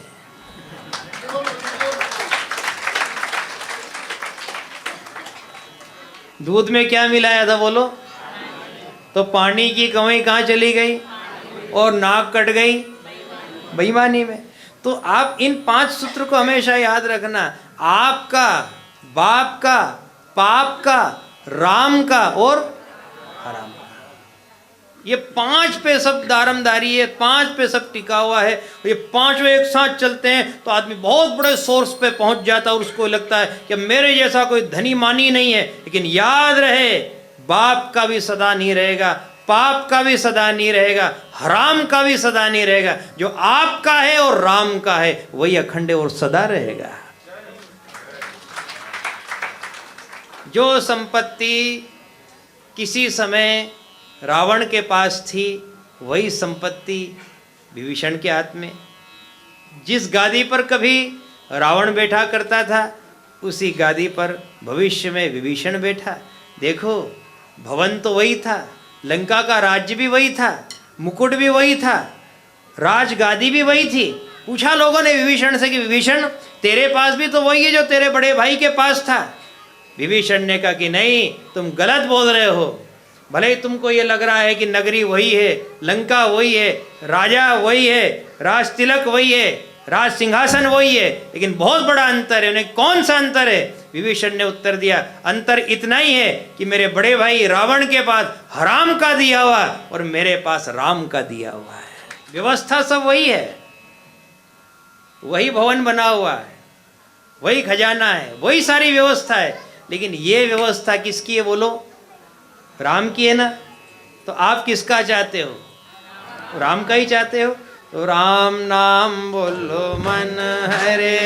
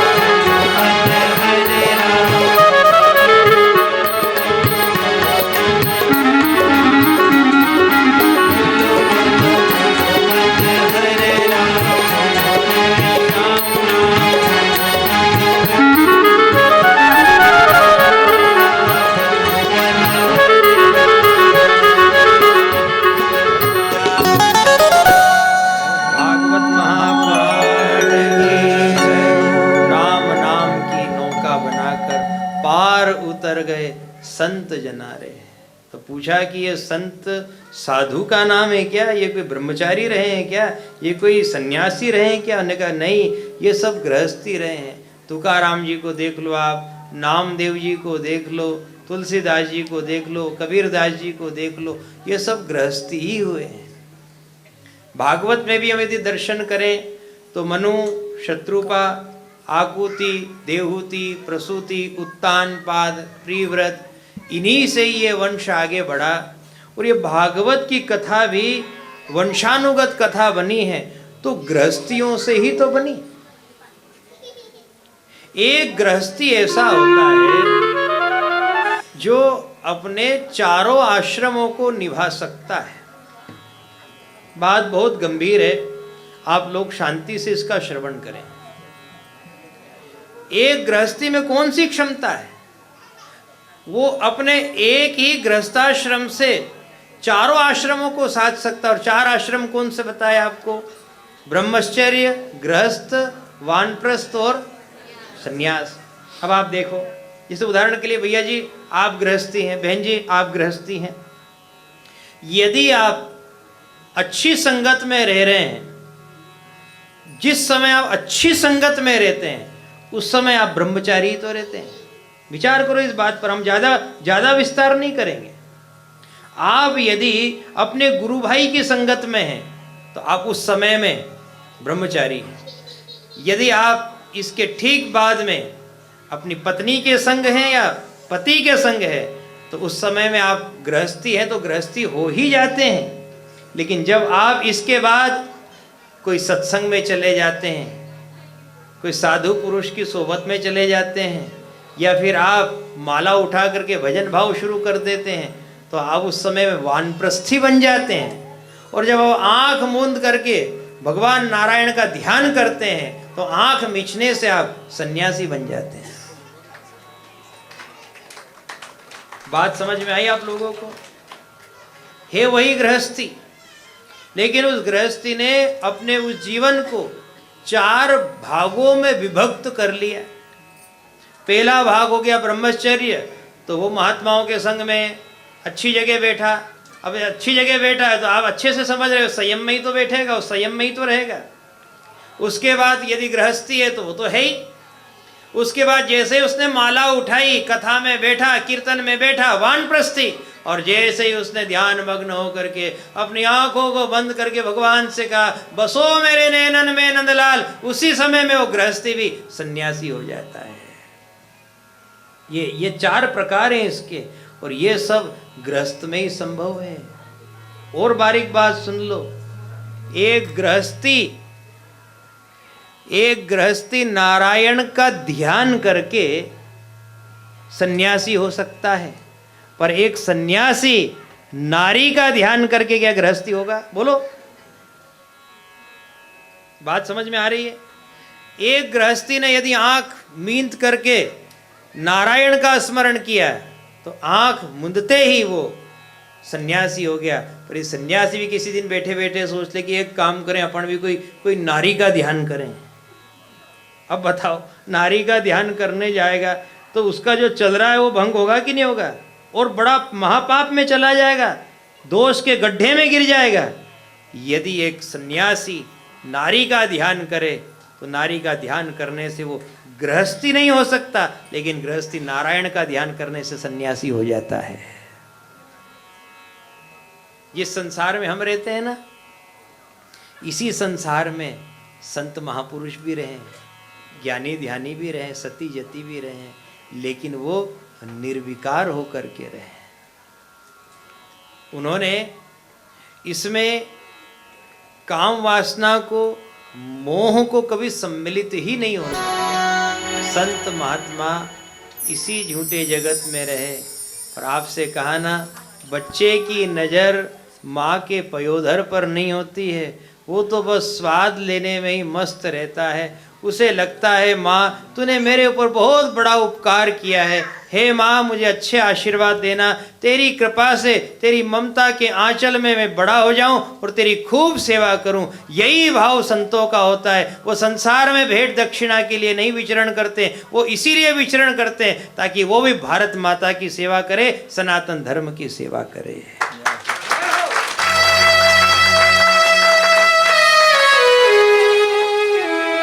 संसार में दोष तो बहुत हैं, लेकिन सबको दोष नहीं लगेंगे।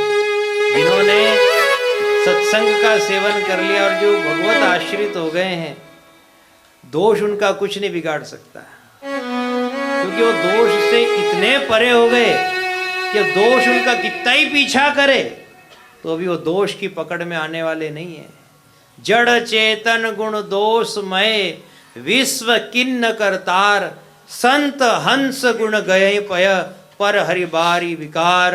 हंस के आगे दूध के अंदर कितना भी पानी मिलाया जाए, हंस ने कहा ईश्वर ने मुझे वो क्षमता दी है कि मैं कभी पानी पीता ही नहीं हूं, मैं पानी को अलग कर देता हूं और पीता हूं तो केवल दूध ही दूध पीता हूं।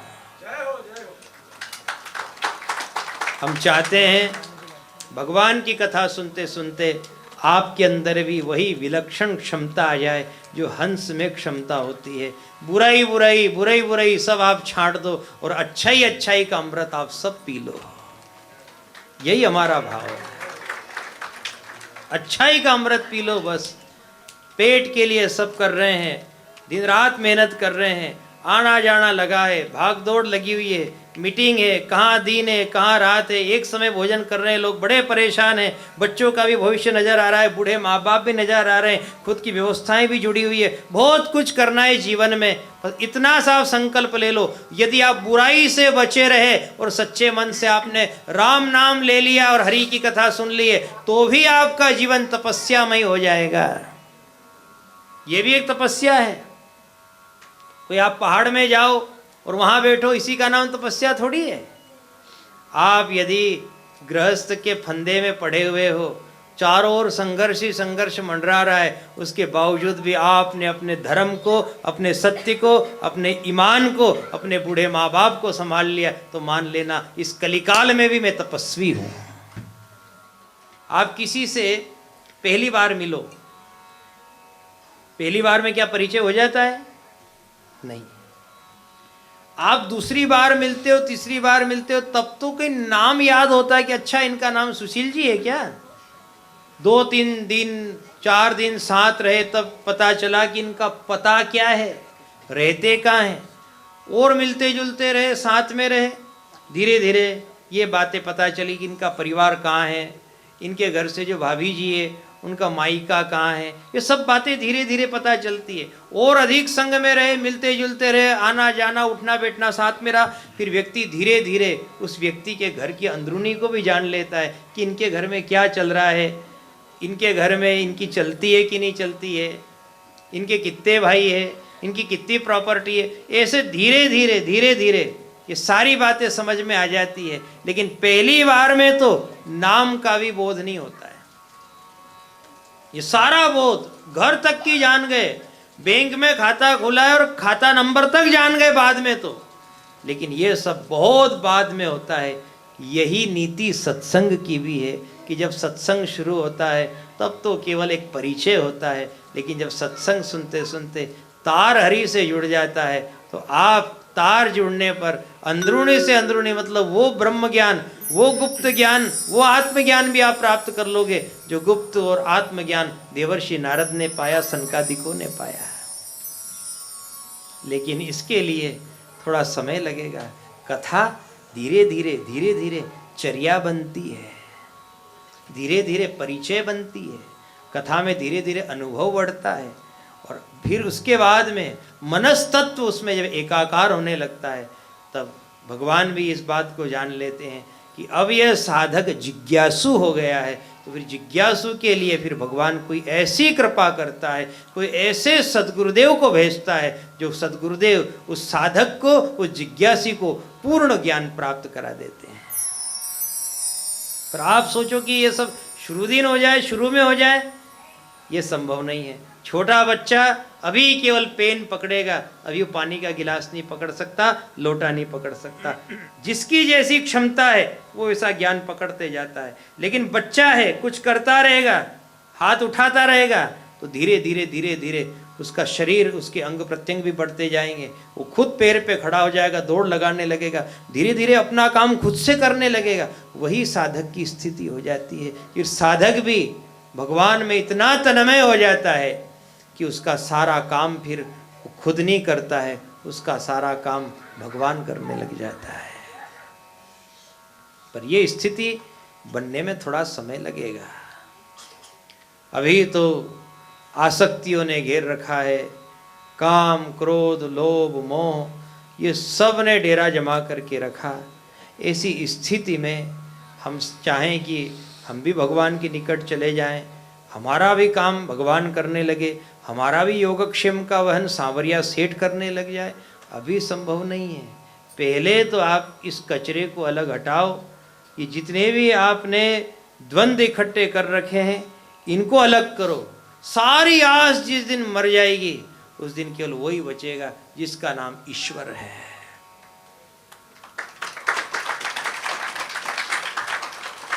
आपको और अच्छे से समझना है तो देखो, ऐसा है, हम सब भारतीय हैं, मिठाइयों से तो सब परिचित है ही। बहनों, आपको अच्छी तरह से पता है कि जब घर में गुलाब जामुन बनते हैं तो आपने जिनको भी परोसा, जिनने भी खाया, 2 इनने खाए, 4 उनने खाए, खाते खाते खाते खाते गुलाब जामुन तो खत्म हो जाते हैं, लेकिन अंत में हमेशा चाशनी बच जाती। बोलो सही है कि गलत? आखिरी में क्या बचती है? चाशनी बचती। चाहे रसगुल्ला हो, चाहे गुलाब जामुन हो, वो जितने पीस थे सब चले गए, सब पड़ गए, आखिरी में केवल चाशनी बचती। वैसे के वैसे ही अवस्था भी चली जाती है, व्यक्ति का धन भी चला जाता है, भुजाओं का बल भी चला जाता है, और यहाँ तक आपसे कहें आयु भी चली जाती है। आखिरी में तो केवल आस की चाशनी बचती है बस। और व्यक्ति आस करता रहता है, ये काम भी रह गया, किसी को बहू की आस रह गई, किसी को पोते की आस रह गई, किसी को कुछ खाने की आस रह गई। बाल भयो जग में प्रगट्यो, तब सूदी रही एक भोजन की।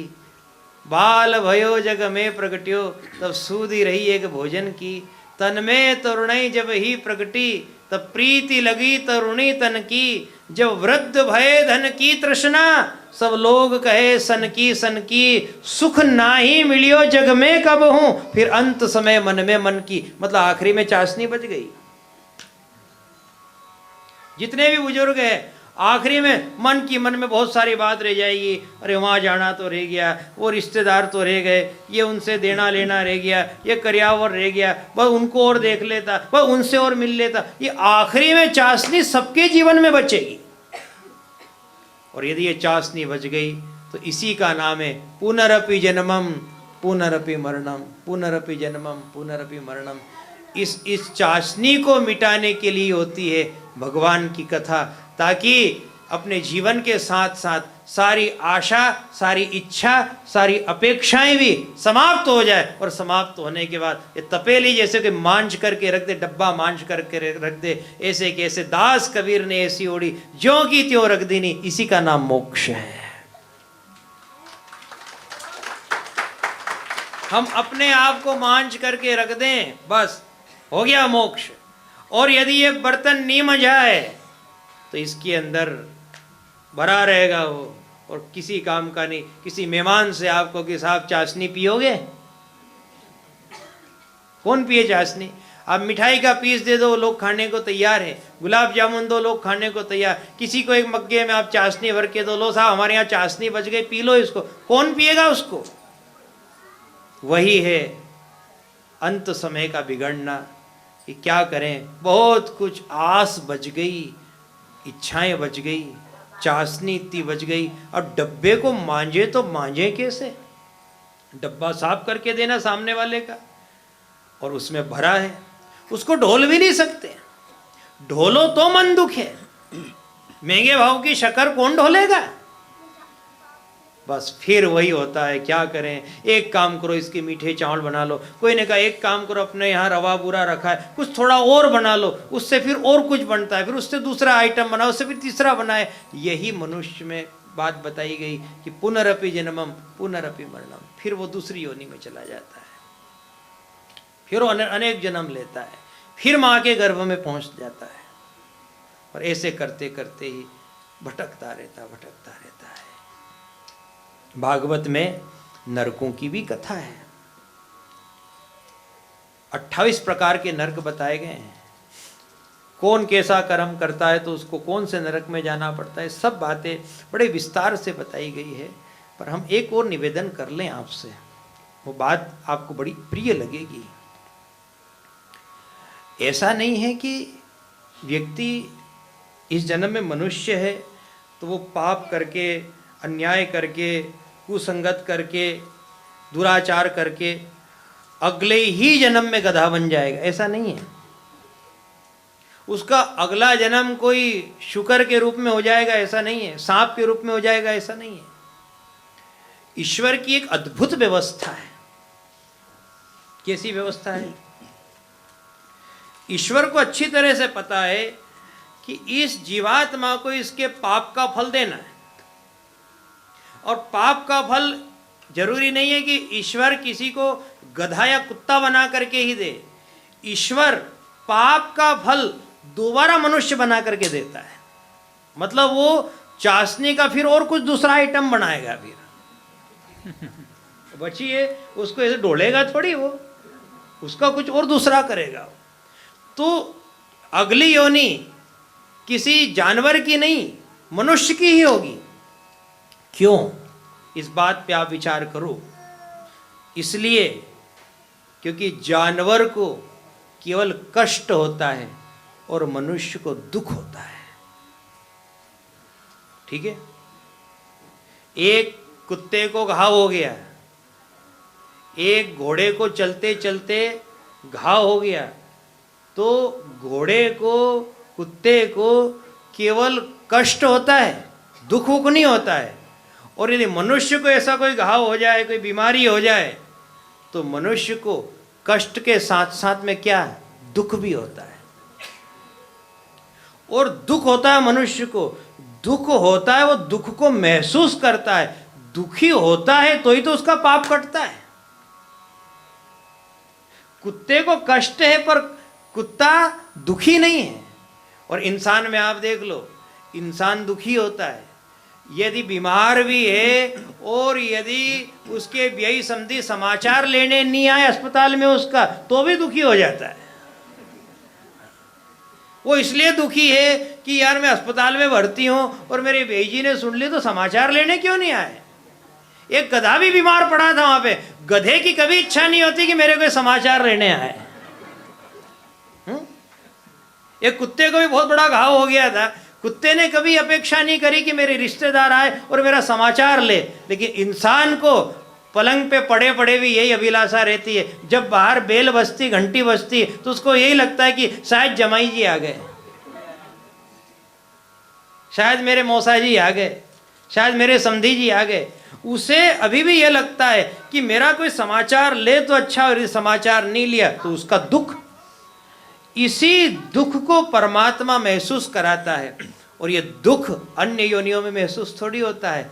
ये दुख केवल मनुष्य की योनि में ही महसूस होता है। और फिर व्यक्ति दुखी होता है, कोई के दुर्व्यवहार से दुखी है, कोई के धोखे से दुखी है, कोई ने सेवा नहीं करी तो दुखी है, कोई नुकसान हो गया तो दुखी है, कोई घाटा हो गया तो दुखी है। अब आप विचार करो, इंसान को 17 तरह के लफड़े हैं, बहुत सारी जवाबदारी, बहुत सारी जिम्मेदारी है, यहाँ जाना, ये करना। पशुओं को, पक्षियों को केवल 2 बातें हैं जीवन में, एक तो भय और दूसरे में भूख। एक तो उनको भय लगता है कि कोई पकड़ नहीं ले, पिंजरे में नहीं डाल दे, कोई लाठी उठा करके हमारी कमर नहीं तोड़ दे, कोई जान से न मार दे, इसका एक तो भय है उनको। और दूसरे में भूख, सताती रहती, कुछ खाने को नहीं मिलता है, बेचारे भटकते रहते हैं। कौवा कितना चोंच मारता फिरता है इधर उधर। आप कुत्ते को देखो, आप 10 बार उसको भगाओगे फिर कहीं से चला आएगा, फिर उसकी ये इच्छा है कहीं से थोड़ा सा कुछ मिल जाए। केवल 2 कष्ट हैं। और इंसान को देखो, कितने सारे तो कष्ट हैं और कितने सारे दुख हैं। इंसान में केवल भूख की बात थोड़ी है, इंसान में तो देखो बहुत सारी किस्त भरनी है, कहीं कहीं बैंक का लोन देना उसको। चिड़िया ने मकान बनाया, चिड़िया ने घोंसला बनाया, चिड़िया ने कभी लोन लेकर के घोंसला नहीं बनाया। ये जितने इंसान हम सब बैठे हैं, अपन ने सब ने लोन लेकर के मकान बनाया। अब बताओ, दुख अपने को रहेगा कि चिड़िया को रहेगा? इंसान को ही रहेगा ना। यही परमात्मा की बड़ी विचित्र और अद्भुत व्यवस्था है। ईश्वर इसी दौर से गुजारता है। उस घोड़े ने वहां बैठे बैठे कहा मुझे कोई चिंता नहीं, मुझे केवल पेट भरना, और उधर आदमी ने कहा भैया मुझे बैंक की किस्त भरना है। अब बताओ कितना बड़ा अंतर आ गया यहाँ। यही है मनुष्य में क्रम।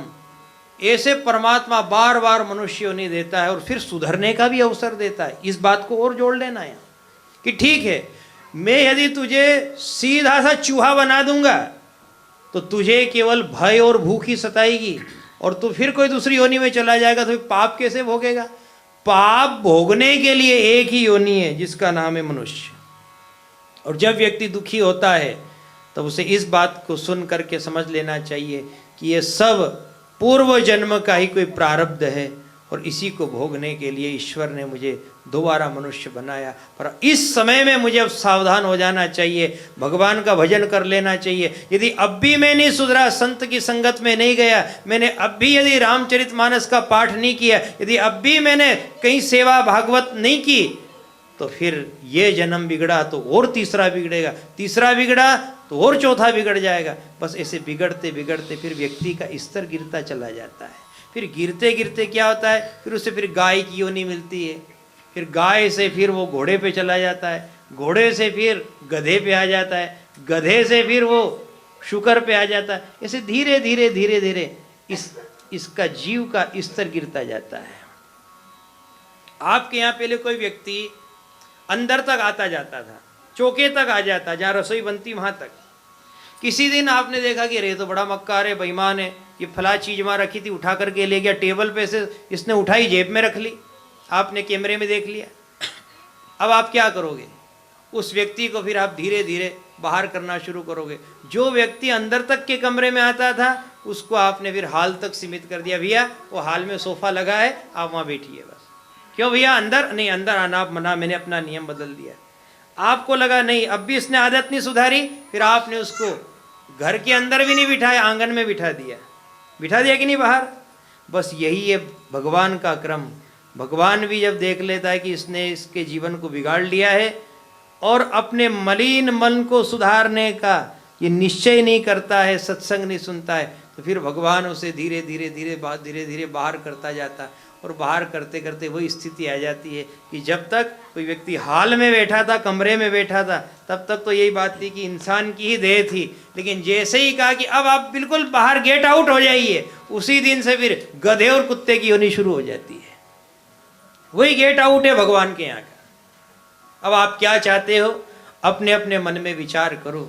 ये मनुष्य की देह मिली है तो ये जीवन कहीं अकारत नहीं चला जाए, ये तो परिमार्जन करने के लिए है। जो पुराना मेल भरा हुआ है उसको धोने के लिए है, ये और नया पाप इकट्ठा करने के लिए थोड़ी है।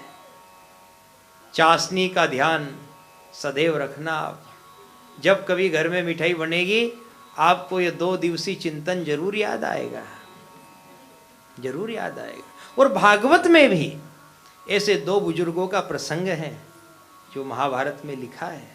महाभारत के सौप्तिक पर्व में उसका वर्णन है जो भागवत में ही आता है। 2 ऐसे बुजुर्गों का कथन है। एक बुजुर्ग वो जिसका नाम था धृतराष्ट्र, बूढ़ा हो गया वो, उसके पात्र में से 100 गुलाब जामुन जा चुके थे, समझ रहे हैं आप। अब बची थी तो केवल चाशनी बची थी। और वो धृतराष्ट्र जो जन्म का अंधा था, अब बैठा बैठा रो रहा था। महाभारत का युद्ध हुआ, मेरा एक भी बेटा शेष नहीं रहा, 100 बेटे चले गए, मतलब 100 गुलाब जामुन गए। अब डब्बे में केवल पछतावे की चाशनी बची, क्या करें। फिर वो कोई षड्यंत्र रचने लगा।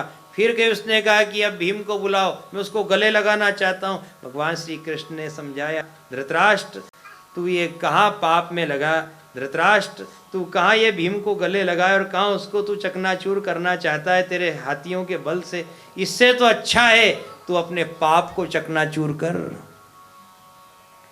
ये हो गई धृतराष्ट्र की स्थिति कि जिसने अपने अंत समय में भी एक व्यक्ति और बचा था, उसे मारने की योजना बनाई।